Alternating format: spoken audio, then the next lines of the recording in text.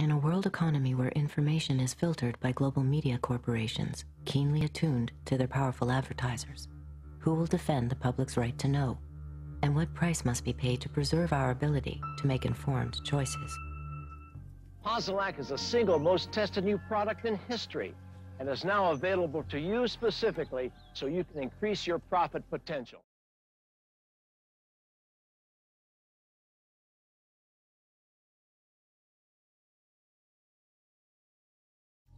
The scientists within Health Canada looked very carefully at bovine growth hormone and came to very different conclusions than the Food and Drug Administration in the US did.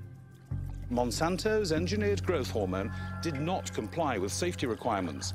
It could be absorbed by the body and therefore did have implications for human health. Mysteriously, that conclusion was deleted from the final published version of their report.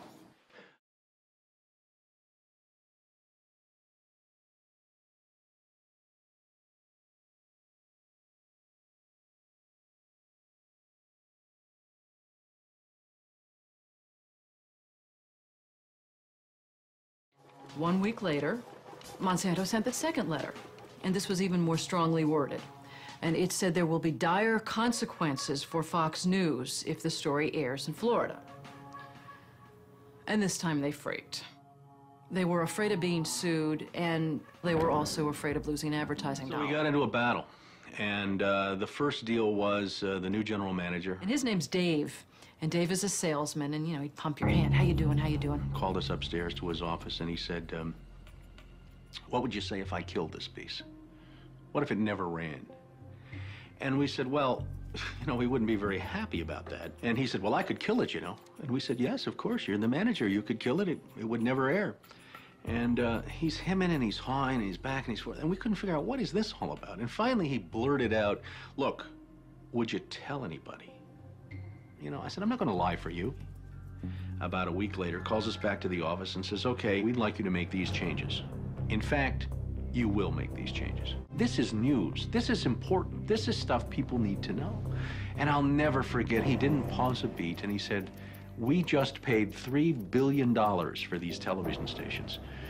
We'll tell you what the news is. The news is what we say it is. I said, I'm not doing that. And he said, well, he said, if you refuse to present this story the way we think it should be presented, you'll be fired for insubordination. They, in effect, announced that they were going to fire us for no cause. Well, this was a little much. And Steve wrote a letter to the lawyer in Atlanta, whose name is Carolyn Forrest, the Fox corporate lawyer. And I said, you know, this isn't about being fired for no cause. You're firing us because we refused to put on the air something that we knew and demonstrated to be false and misleading. That's what this is about.